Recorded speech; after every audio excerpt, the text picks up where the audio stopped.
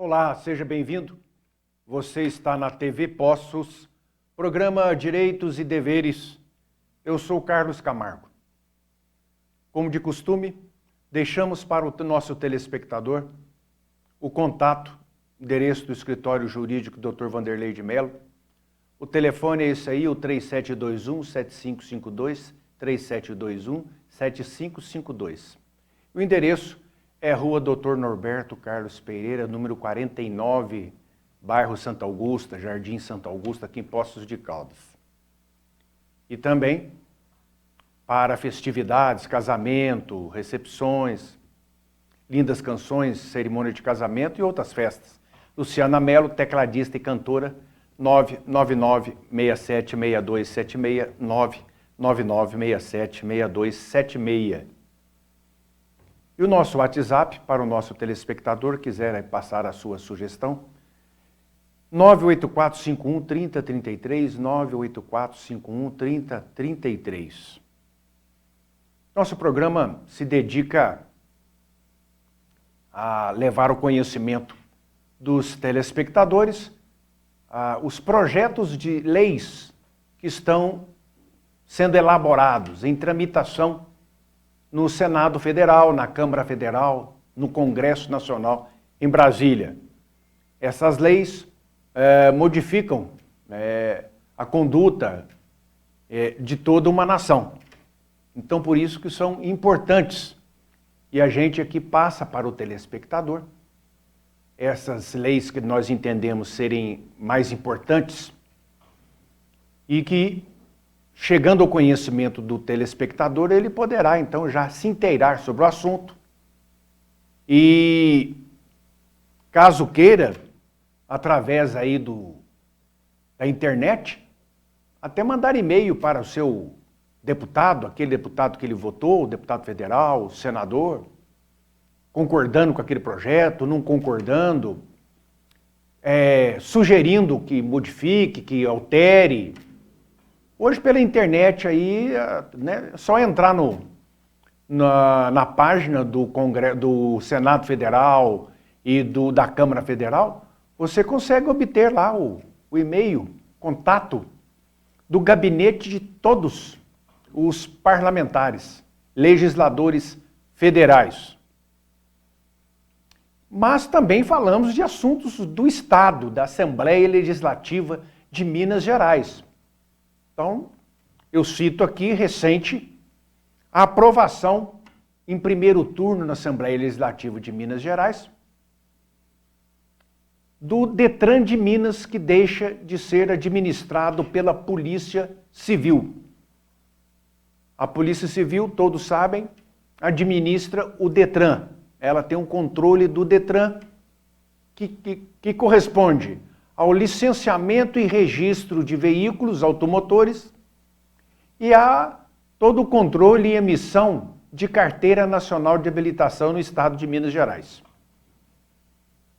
O único estado brasileiro que ainda mantém a Polícia Civil no comando do Detran, Minas Gerais. O último.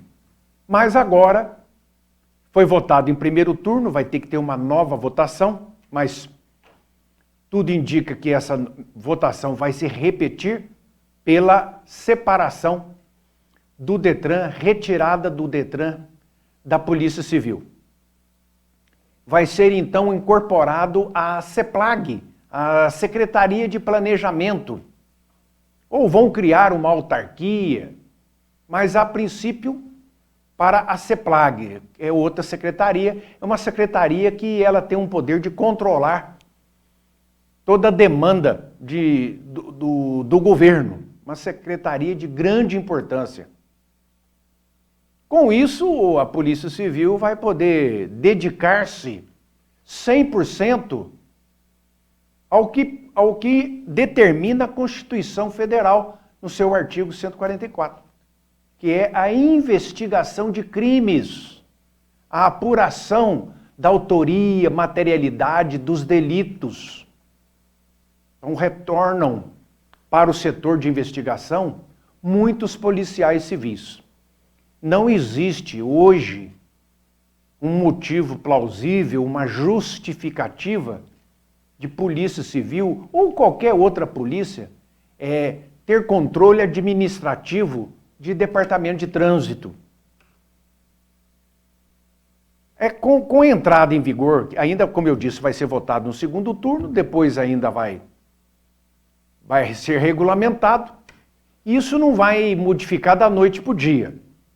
Vão começar aí as alterações pouco a pouco, a começar pela capital, Belo Horizonte, depois as maiores cidades de Minas Gerais. Até então, até que isso esteja completamente resolvido, continuará a Polícia Civil a prestar esse tipo de serviço. Mas,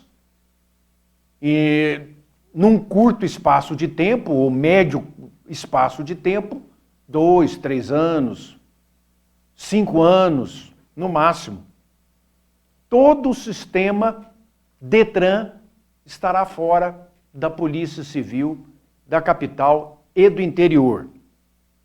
Demorou, mas antes tarde do que nunca. Interessante o FIES, que é o financiamento estudantil, foi criado para, como o próprio nome diz, financiar a faculdade. E no governo anterior, Jair Bolsonaro, foi detectada uma inadimplência violenta, coisa de mais de 80% daqueles alunos de faculdade que fizeram o financiamento FIES, formaram ou pararam o curso, tiveram o prazo de começar a pagar este financiamento 1 ano após o término ou a paralisação, e assim não fizeram. Com isso, abre aí uma dívida contra a União. Contra a União, não, a favor da União e contra aquele que pegou o financiamento. No Serasa, SPC, ou seja, a vida da pessoa fica completamente modificada.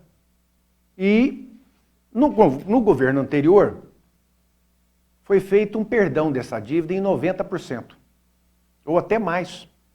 Só uma pequena parcela lá que ainda teria que pagar. Foi tudo resolvido e a vida toca para frente, porque muitos alegavam que o fato de formar não significa que já vai estar trabalhando. Forma e não acha emprego, não arruma emprego, não consegue emprego.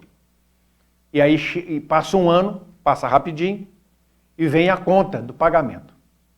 Então o presidente Jair Bolsonaro, seu governo, entendeu que daria então essa força para que essas pessoas que estão querendo entrar no mercado de trabalho não entrem já com uma dívida atrapalhando o seu futuro, seu presente e ainda o seu futuro. Mas tivemos uma notícia recentemente que o atual governo suspendeu essa anistia. E agora, no mês de abril, já está sendo rodado os boletos para pagamento do financiamento. Então você, que fez uma faculdade financiada pelo FIES, ou que tem algum amigo, parente, conhecido, pode avisá-lo que ele vai receber o boleto para pagamento, que agora, daqui para frente, a coisa vai voltar ter ser paga novamente.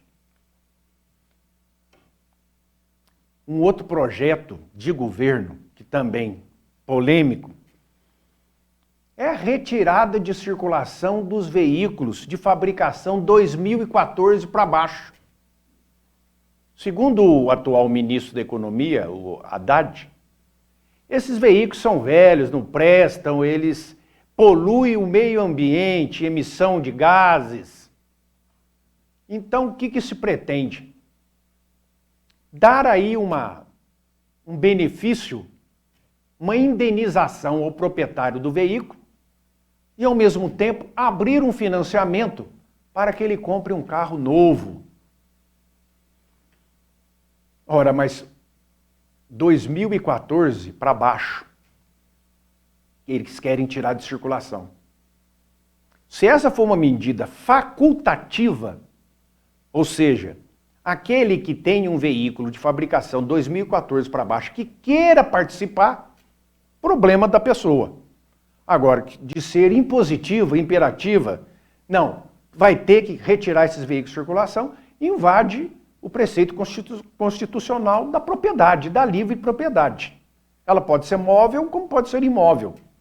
Então, é uma interferência do Estado na propriedade do cidadão.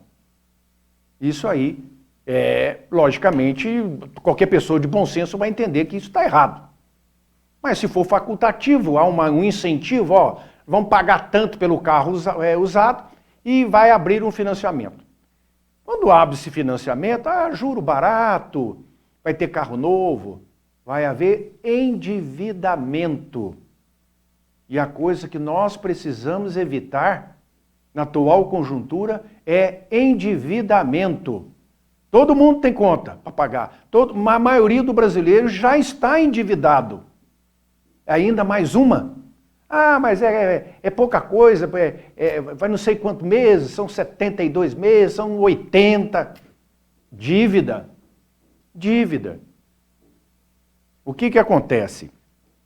Não se deve misturar as coisas. Carro velho com carro usado. Carro em mau estado de conservação com carro usado. Tem carro usado de 30 anos, ou até mais, que tem perfeitas condições, rodando igual aos novos. E tem carro novo que já está todo esculhambado. Então, esse tratamento... E quem é que tem esses carros mais velhos, ou como eles falam, que eu chamo de usados? Eles estão falando mais velhos, carros velhos. Quando fala velho, já pensa em coisa arrebentada, estragada, espatifada. Quem tem? São pessoas de baixa renda. Ou a pessoa que tem o seu carrinho ali, que cuida do seu carrinho e que precisa dele para o seu dia a dia. Aí chama o carro da pessoa de carro velho, imprestável, porcaria, tem que trocar. Vamos dar um incentivo. Com isso, dizem, essa proposta do governo, que o carro vai melhorar o meio ambiente, porque carro polui muito o meio ambiente. Então, isso aí é uma matéria polêmica. E tem outra ainda, que é pior ainda, que é um projeto de lei, o 295/2023, que a partir de 2035, só carro elétrico poderá ser fabricado e comercializado. Ou então decreta que em 2035 para frente, esse é outro assunto que eu estou me referindo aqui. Esse projeto 295/23. Está agora, recente, correndo lá na Câmara Federal. Dizendo que a partir de 2035, só carro elétrico. Não poderá haver mais carro a combustão.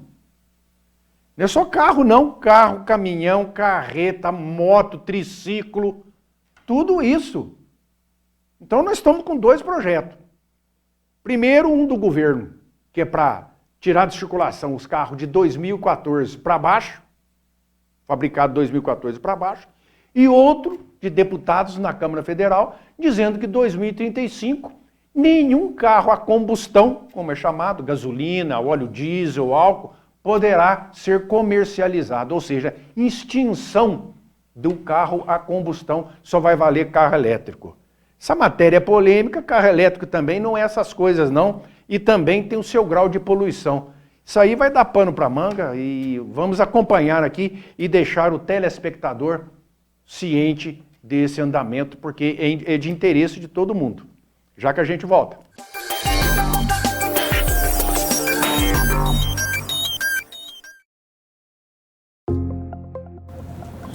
Quem gosta de usar dentaduras? Em um dia, meu sorriso foi reconstruído com implantes.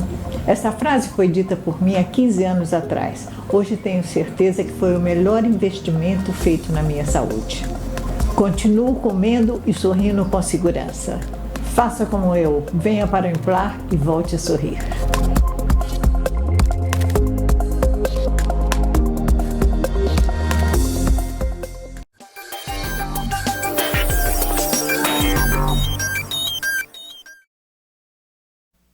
Quem acompanha as notícias tem ouvido muito se falar em arcabouço fiscal. Inventaram uma coisa que significa outra. Eu vou te explicar. Mas para isso a gente tem que voltar um pouquinho aí no tempo, lá nos idos de 2015, quando foi julgado as contas do governo Dilma e foi instaurado um processo de impeachment e ela foi impeachmentada, perdeu o mandato de presidente da República por causa de mau uso indevido, ilegal, de verba pública, pedalada e outras coisas, retirada de dinheiro sem autorização do Congresso Nacional. Bom, logo após tomou posse o vice-presidente, como presidente, Michel Temer. E ele, uma das grandes coisas que ele fez foi uma proposta de lei que foi aprovada, que era chamada Lei do Teto de Gastos, teto, lá em cima, dizendo que o governo não poderia gastar mais que um determinado limite.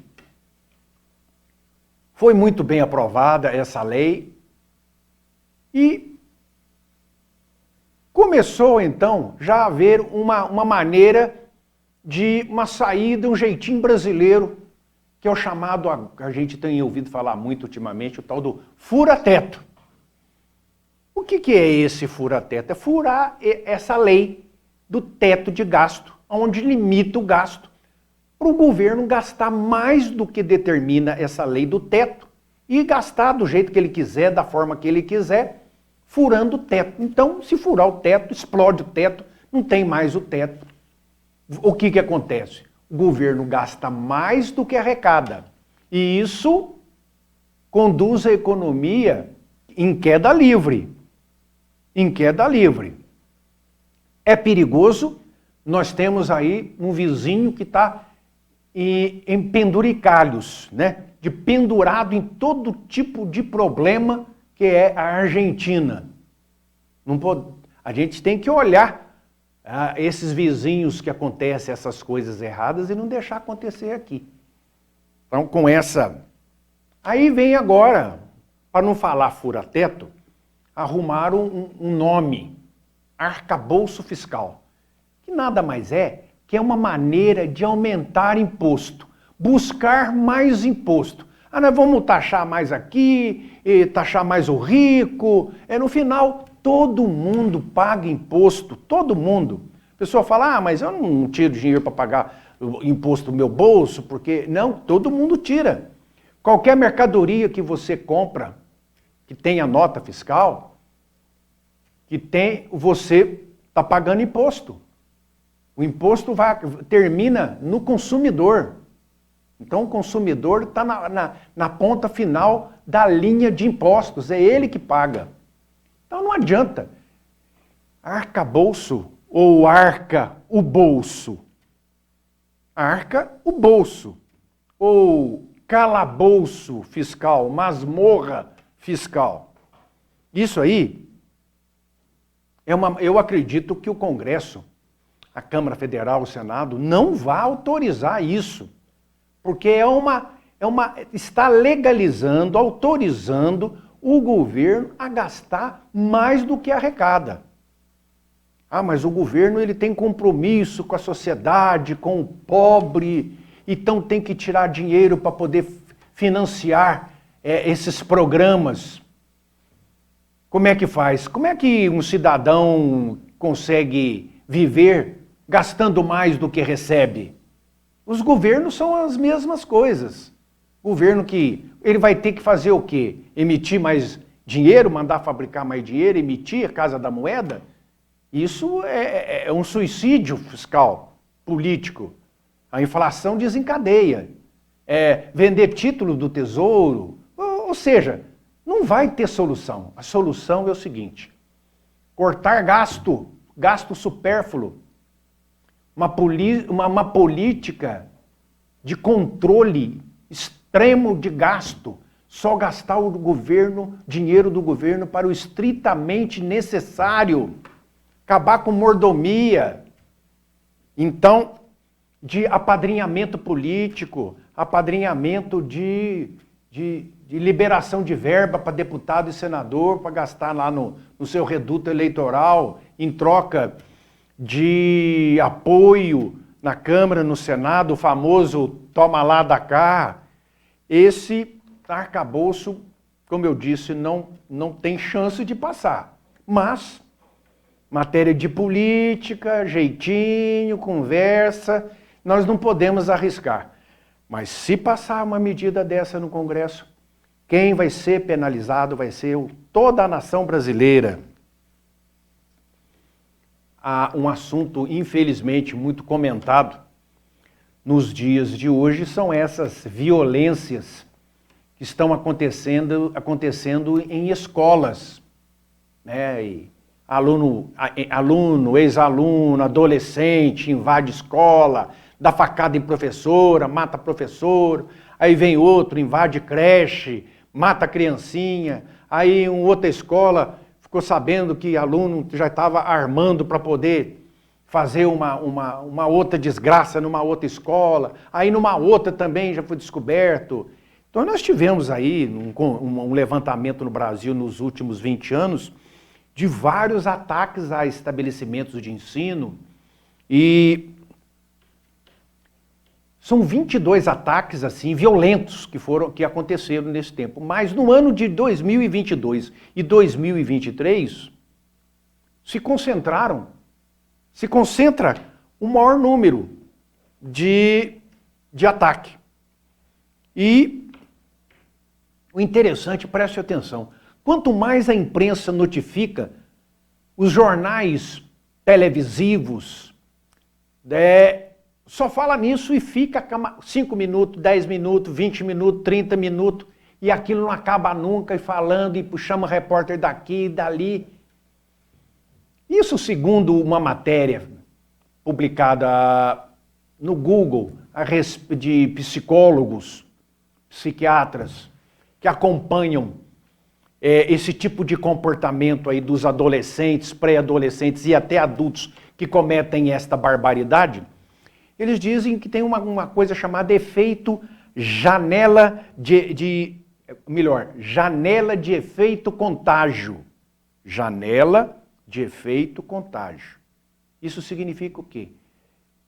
Essas informações, essa cobertura da imprensa maciça, esse assunto que não acaba nunca, fica o dia inteiro falando sobre isso, toma a reportagem quase que inteira, isso incentiva, segundo esses estudiosos, a outros a praticarem esse tipo de barbaridade. Então, está aí um dos motivos, segundo eles alegam, é incentivador, encoraja. Fora os grupos que existem na internet, nas redes sociais, que também incentivam esse tipo de coisa. Esse sujeito que fez essa barbaridade lá na creche em Santa Catarina, disse que estava participando de um jogo na internet, que chegou uma hora lá, um do jogador tinha que ir matar a criança. Então, é coisa que a gente não consegue entender como é que o ser humano chega neste ponto. E isso chegou no Brasil, esse tipo de conduta, e chegou para ficar. Chegou para ficar. Como existe nos Estados Unidos há muitas décadas. Em países da Europa também. Mas os Estados Unidos é o campeão. E chegou no Brasil, e agora as autoridades, as escolas, os pais, principalmente, os pais que têm que educar os seus filhos, os adolescentes, pré-adolescentes, não jogar para a escola ela informa, né? Quem educa é pai e mãe. Mas hoje, deixa tudo por conta da escola, a professora, que é o pai, que é a mãe, que resolve tudo. E o que está acontecendo é isso aí. Então, precisa-se de uma maneira de controlar preventivamente, porque esse tipo de agressão veio para ficar. Então, esse estudo dos últimos 20 anos disse que nos 2 últimos, 22 e 23, acentuou, cresceu, a mais da metade desse acontecimento de 20 anos estão nesses 2 últimos anos. E é um efeito cascata. Aconteceu aqui, acontece ali, ali, ali, ali. Então é isso que esses estudiosos estão chamando de janela de efeito contágio. Infelizmente, nós estamos falando de criança, vou falar de um projeto aqui, um projeto de lei, que é o 165/2023, que torna nula a nomeação ou contratação para determinado cargos e empregos públicos de pessoa condenada por crime contra criança ou adolescente. Então, a pessoa que foi condenada por crime contra criança, adolescente, seja que crime for, crimes sexuais, contra vulnerável, estupro de vulnerável, corrupção de menor, satisfação da lascívia, mediante a presença de criança ou adolescente, favorecimento de prostituição, exploração sexual de criança ou adolescente, divulgação de cenas de sexo, de cenas de estupro de vulnerável. Então, esse indivíduo, essa pessoa que for condenada num desses crimes, ele não poderá ser usado, aprovado em concurso público para ocupar cargos públicos, inclusive nomeado, não é só concursado não, nomeado também. Esse projeto de lei, não tenho dúvida nenhuma que ele vai ser aprovado sem nenhum tipo de problema, e a gente espera que isso também ajude, porque como é que pode uma pessoa que foi condenado por algum crime relacionado a criança, adolescente, coisa de sexo, coisa sexual, estupro, passe num concurso público ou é contratado por um setor público para trabalhar bem numa área onde se lida com criança, com adolescente, com aluno, completamente inaceitável. Mas tem que ter uma lei para proibir isso. E é isso que os deputados estão fazendo. Porque a violência infantil no Brasil é uma coisa assustadora. Nós tivemos em 2021 46 mil em números redondos de estupro de vulnerável, abaixo de 14 anos. Essas matérias também a gente está acompanhando, essas tramitações dessas leis, e nós vamos informando ao nosso telespectador. Agradeço a atenção, fiquem com Deus, um grande abraço.